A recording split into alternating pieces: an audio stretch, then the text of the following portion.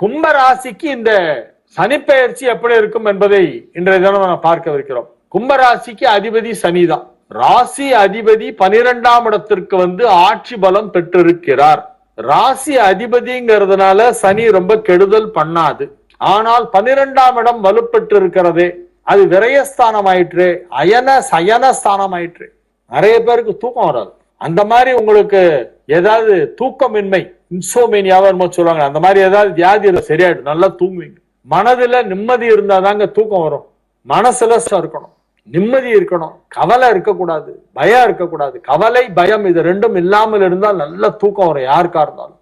இப்ப அந்த டைம் வந்துருச்சு. சனிக்கும் தூக்கத்துக்கும் தொடர்பு இருக்கு. தூக்கத்தை கொடுப்பது யாருன்னா அந்த ஜேஷ்டா தேவி. நேற்று நிகழ்ச்சியில மகர ராசிக்கு பலன் சொல்லும் பொழுது ஜேஷ்டா தேவியும் மாந்தியும் இருக்கிற கோவில் எங்க ஊரு தான், அரிகேசநல்லூருக்கு வாங்கன்னு சொல்லி சொன்னேன். அந்த ஜேஷ்டா தேவி தான் தூக்கத்தை கொடுக்குற கடவுள்.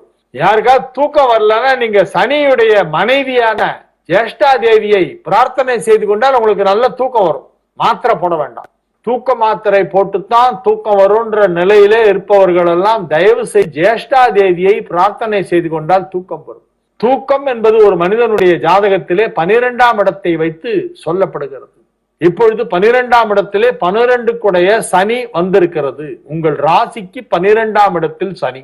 சார் 7.5 சனி ஆரம்பிச்சிடுச்சாமே சார் அப்படின்னு பதற்றத்துல கேக்குறாங்க சில பேர். சார் 7.5 சனியாமே சார், ஏன் பயப்படுறீங்க? உங்க ராசி அதிபதி சனி, அவர் உங்களை என்ன பண்ணுவார்? ஒண்ணும் பண்ண மாட்டார். ஏன் இதுக்கு போய் பயப்படுறீங்க? 7.5 சனியை எல்லா மனுஷனும் வாழ்க்கையில 3 தரம் பார்க்கணும். பார்த்துதான் ஆகணும். தாண்டிதான் வந்துட்டு இருக்கோம். எல்லாரும் அதை பார்த்துதான் இருக்கோம். அதை சில பேர் வேலை ரொம்ப நெகட்டிவா சொல்லி பயமுறுத்தி ஒரு பேனிக் ஆக்கி அவங்கள நீ அதுக்கு பரிகாரம் பண்ணும், நீ எங்கிட்ட வா 1.5 லட்ச ரூபா கொடு நான் ஹோமம் பண்றான் தான். இவனுக்கு 1.5 லட்ச ரூபா கொடுத்து அவனுக்கு சரியாயிடும். பாவம், மக்களுடைய அறியாமையை எப்படியெல்லாம் மிஸ்யூஸ் பண்றாங்க. சனி ராசிக்கு 12ஆம் இடத்திற்கு வந்திருக்கிறது. 7.5 சனி ஆரம்பித்து விட்டது. ஆமாம், அதில் எந்த மாற்றமும் இல்லை. அது யாரும் மாற்ற முடியாது. சனியை பரிகாரம் பண்ணா ஜம்ப் பண்ணி 4வது வீட்டுக்கு போயிடுமா? அது நம்மள மாதிரி ஜம்ப் பண்ணுமா? அது கேக்குறேன். எப்படியா இருந்தாலும் ராசியை கிராஸ் பண்ணி தானே சார் ஆகணும். அந்த சோலார் ஃபேமிலியில அதுக்குன்னு ஒரு பாத்வே இருக்கு. அந்த பாத்துல தானே அது போகும். அதோடைய பாதையை அதால் எப்படி மாற்றிக்கொள்ள முடியும்? எப்பவுமே 30 வருடத்திற்கு ஒரு தரம் உங்கள் ராசியை கடந்து கொண்டுதானே இருக்கிறது. இப்ப என்னமோ புதுசா வந்துட்டா மாதிரி. இதுக்கு முன்னாலதான் சனி பயிற்சி வரவே இல்லை மாதிரி, உங்க ராசியை சனி கடக்கவே இல்லாத மாதிரி பேசுறீங்க. நிறைய பேர் அப்படியே பயந்து போய் ஒரு பேனிக் ஆகி அவங்க எல்லாம் என்கிட்ட கேக்குறாங்க, சார் 7.5 சனி ஆரம்பிச்சிடுச்சாமே சார், என்ன சார் ஆகும் எங்களுக்கு? ஒன்னும் ஆகாது. 1 வருஷம் கொரோனாவே தாண்டி வந்துட்டோம். 7.5 சனி என்ன பண்ண போகுது? இதை விட மோசமா இருக்கும். இன்னொரு விஷயம் புரிஞ்சுக்க வேண்டிய விஷயம் என்னன்னா, சனியின் சொந்த வீடுகள் மகரமும் கும்பமும். அதனால மகர ராசிக்காரர்களுக்கும் கும்ப ராசிக்காரர்களுக்கும் சனி பெரிய தீமை செய்யாது, எப்பவுமே செய்யாது. மற்ற கிரகங்கள் வேண்டுமானால் செய்யலாம், ஆனால் சனியால் தீமை நடக்காது. ஏன்னா சனியுடைய வீடு, சனிக்கு ரெண்டு வீடு சனிக்கு சொந்தமானது. மகரம் கும்பம் ஆகிய 2 வீடுகளும் சனியின் வீடுகள். நீங்கள் சனியின் வீட்டிலே பிறந்திருக்கிறீர்கள். சனிதான் உங்களுக்கு தலைவர், உங்க வீட்டு ஓனரே அவர்தான். அதனால எக்காரணத்தை கொண்டும் கும்பராசிக்காரர்களுக்கு 12ஆம் இடத்துல இருக்கக்கூடிய சனி எந்த தொல்லையும் கொடுக்காது. அப்ப என்ன பலன்? பலன் என்ன அப்படின்னா, செலவு வைக்கும், நிறைய செலவாகும். அதுவும் எல்லாம் முக்கியமான செலவு, நல்ல செலவு, சந்தோஷமான செலவு. வீட்டுல கல்யாணம் வரும், இருக்கிற சேவிங்ஸ் எல்லாம் ஒட்ட காலி பண்ணி கிராண்டா கல்யாணத்தை பண்ணி விட்டுருவீங்க. குடும்பத்தில் திருமண செலவு ஏற்படும். வீடு வாங்குவீர்கள், வீடை புதுப்பிப்பீர்கள், வீட்டிற்கு தேவையான பொருட்களை வாங்குவீர்கள். பிள்ளைகளின் கல்விக்காக நிறைய செலவு செய்ய வேண்டி வரும். உயர்கல்விக்கு போகும் அளவிற்கு உங்க பையன் மார்க் வாங்கும். சார் இப்போ ஒரு ப்ரொஃபஷனல் கோர்ஸ்ல பசங்களை சேர்க்கணும்னா அதுக்கு அட்லீஸ்ட் அந்த மார்க், அந்த கட் ஆஃப் மார்க் வந்தா தானே அப்புறம் மேற்கொண்டு ஃபீஸ் கட்டுறதெல்லாம் பேரண்ட்ஸ் கட்டுறது. மார்க் பையன் தானே வாங்கணும். உங்க பையன் நல்லா படிப்பான், பையனோ பொண்ணோ. உங்களுடைய குழந்தைகளின் முன்னேற்றம் நன்றாக இருக்கும். 12ஆம் இடத்திலே வந்திருக்கின்ற சனியானது விரயஸ்தானத்தை வலுப்பெற செய்வதால் விரயம் ஏற்படும். விரயம்னாக்க உங்களுடைய டெபாசிட்ஸ் எல்லாம் ட்ரெயின் ஆயிடும், ஃபுல்லா காலி பண்ணுவீங்க. உங்களுடைய பேங்க் பேலன்ஸ் மினிமம் பேலன்ஸ் கொண்டு வந்துடும். அது நல்லதா? அது கெட்ட பலன் தானே. நல்ல விஷயத்துக்கு செலவு பண்ணுவீங்க, கெட்ட விஷயத்துக்கு செலவு பண்ண மாட்டீங்க. ஹாஸ்பிட்டல்ல அட்மிட் ஆகி நம்ம தெரிஞ்ச ஒருத்தர் 21 நாள் ரொம்ப பெரிய ஒரு ஃபேமஸான சென்னையில ரொம்ப எல்லாரும் தெரிஞ்ச ஒரு பிரபலமான ஆஸ்பத்திரியில இருந்து வெளியே வரத்தே கிட்டத்தட்ட 14 லட்சம் ரூபாய் பில்லு கட்டி வந்திருக்காரு. 14 lakhs 21 daysல. இதெல்லாம் கேட்டாலே நமக்கு பயமா ஷாக்கிங்கா இருக்கு. அது வந்து வேஸ்ட். அந்த மாதிரி செலவு வந்துன்னா அது வந்து தண்ட செலவுன்னு சொல்லலாம். பட் உயிரை காப்பாத்துறதுக்கு செலவு பண்ணி தான் ஆகணும்ன்றது வேற விஷயம். நீ ஹாஸ்பிட்டல் பில் கொடுத்தா அது வந்து சந்தோஷமா யாரும் கொடுக்க மாட்டான். ஒரே ஒரு சந்தோஷம், சரி ஸ்ட்ரெச்சர்ல படுக்க வச்சு கூட்டு போனோம், வீல் சேர்ல தள்ளிட்டு கூட்டு வந்துட்டோம் அப்படின்ற அந்த ஒரு சந்தோஷம் வேணா இருக்கும், அவ்வளவுதான். மருத்துவ செலவுகளை யாரும் விரும்ப மாட்டார்கள். அது வந்து அனாவசிய செலவு. ஆனா வீடு கட்டுறதுன்னா சந்தோஷம் தானே. சார் 3 ரூபா சார் வீடு அப்படிமா, 3 பெரிய ரூபாயா, அவன் பெரிய 3 ரூபா அப்படிமா, அது ஒரு பெருமை. அப்ப அவன் சேவிங்ஸ் எல்லாம் இதுல காலியா இருக்குல்ல. சேவிங்ஸ் காலியானாலும் சந்தோஷப்படக்கூடிய செலவு சில செலவு இருக்கு. வீட்டுல நம்ம வீட்டு பசங்களுக்கு கல்யாணம் வந்தா சந்தோஷம், நல்ல செலவு. வீடு வாங்கினா நல்ல செலவு. பசங்களை ஒரு பெரிய ஒரு ப்ரொஃபஷனல் கோர்ஸ்ல சேர்க்கிறோம் அப்படின்னா, என் பையன் நல்ல மார்க் வாங்கிட்டான், அவனை நான் மெடிக்கல் காலேஜ்ல சேர்க்கிறேன்னா அது ஒரு சந்தோஷம், நல்ல செலவு. இப்போ கும்பராசிக்கு நல்ல செலவாவே வரும். உங்க வீட்டுல எல்லாம் சுப நிகழ்ச்சிகளாவே நடக்கும். கல்யாணம், கார்த்திகை, குழந்தை பிறக்கிறது, அதுக்கு ஹாஸ்பிட்டல் செலவு, சீமந்தத்துக்கு வளகாப்புக்கு செலவு, ஹாஸ்பிட்டல்ல டெலிவரிக்கு செலவு, கல்யாண செலவு, இதெல்லாம் வந்து அதெல்லாம் வந்து வராதான்னு காத்துட்டு இருந்தீங்க. இவ்வளவு வயசாச்சு இன்னும் கல்யாணம் பண்ணிக்க மாட்டேன்னு சொல்லுதே இந்த பொண்ணு, இதுக்கு ஒரு வரன் அமையிலேன்னு கவலைப்பட்டு இப்ப கல்யாணத்துக்கு டைம் வந்துடுச்சு. உங்க மகளுக்கும் மகனுக்கும் திருமணம் நடைபெறும். நீங்கள் திருமணம் இருந்தாலும் உங்களுக்கு திருமணம் நடைபெறும். இந்த 12ஆம் இடத்திலே சனி வந்திருப்பதால் உங்களுக்கு நல்ல தூக்கம் வரும். தூக்கமின்மை என்னும் நோயினால் நீங்கள் பாதிக்கப்பட்டிருந்தால் அதிலிருந்து மீண்டும் நன்றாக உறங்குவீர்கள். நன்கு உறங்குவதால் உங்கள் ஆரோக்கியம் நன்றாக இருக்கும். யார் நல்லா தூங்குறன்னா அவன்லாம் ஹெல்த்தியா இருக்கான்னு அர்த்தம். ஒரு மனுஷன் ஹெல்த்தியா இருக்கான்னா அதுக்கு அடையாளம் அவனுக்கு பசி எடுக்கணும், நல்லா சாப்பிடணும், நல்லா தூங்கணும், நல்லா ஜீரணம் ஆகணும். இது 4 கரெக்டா நடந்ததுன்னா அப்போ ஹெல்த் சரியா இருக்குன்னு அர்த்தம். பிரச்சனையே இல்லை. இதுல ஏதாவது ஒண்ணு இல்லைன்னா தான் ப்ராப்ளம். பசிக்கலன்னா பிரச்சனை. பசிச்சு அவன் நல்லா சாப்பிட்டு ஆரோக்கியமான உணவை சாப்பிட்டால் பிரச்சனையே இல்லை. அது செரிக்க வேண்டும், உறங்க வேண்டும். உண்ணுதல், உறங்குதல், உணவு செரித்தல், இது 3 கரெக்டா சைக்கிள் எந்த பிரச்சனையும் இல்லாம நடந்தாலே ஒரு மனிதன் ஆரோக்கியமாக இருக்கிறான் என்பதற்கு அடையாளம்.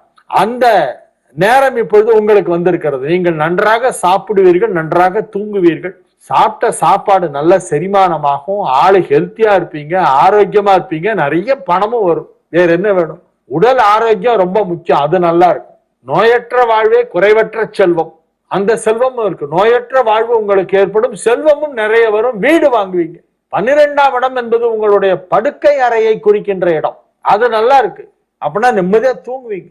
அயன சயன விரய மோட்ச ஸ்தானம்னு அதுக்கு பேரு. 12ஆம் இடம் நல்லா இருந்தாதான் ஒரு மனுஷன் தூங்குவான். தூக்கம் வராதவங்க எல்லாம் நான் சொன்னதை பண்ணுங்க. ஜேஷ்டா தேவியை வேண்டிக்கிங்க. ஜேஷ்டா தேவிங்கிறது சனியின் மனைவி, மாந்தியின் தாய்.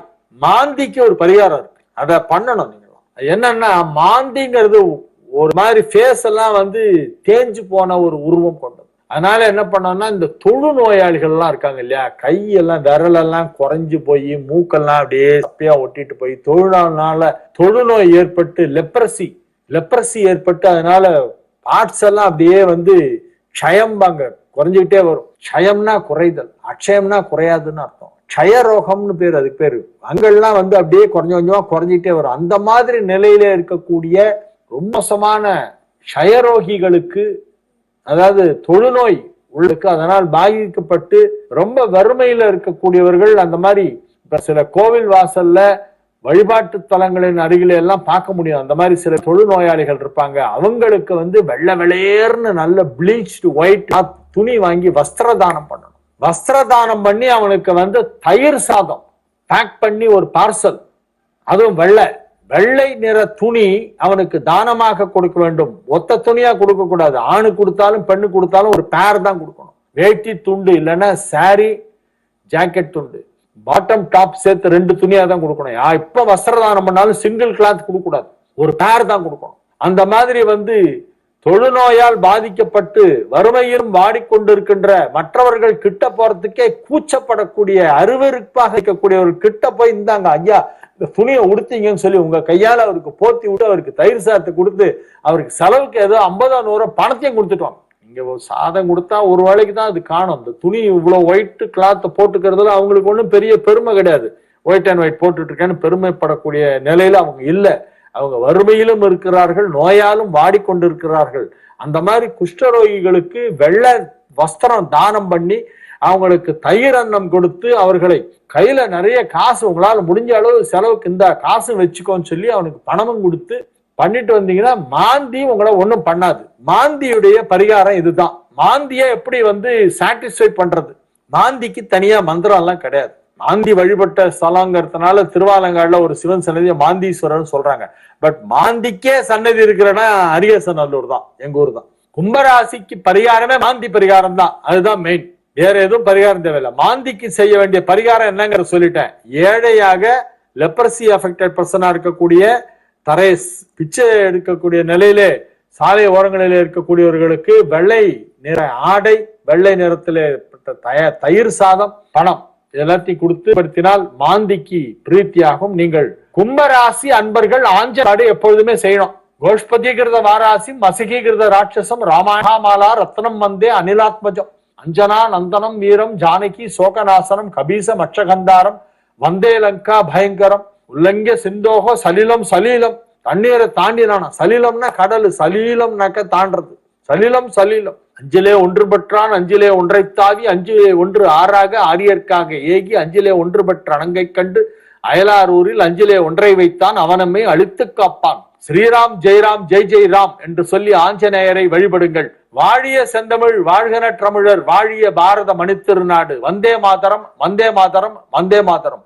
மீண்டும் நாளை நிகழ்ச்சியிலே உங்களை சந்திக்கும் வரை உங்களிடமிருந்து விடை பெற்றுக் கொள்வது உங்கள் வழிகாட்டி ஜோதிடர் ஹரிகேசநல்லூர் வெங்கட்ராமன், நங்கநல்லூர், சென்னை 61.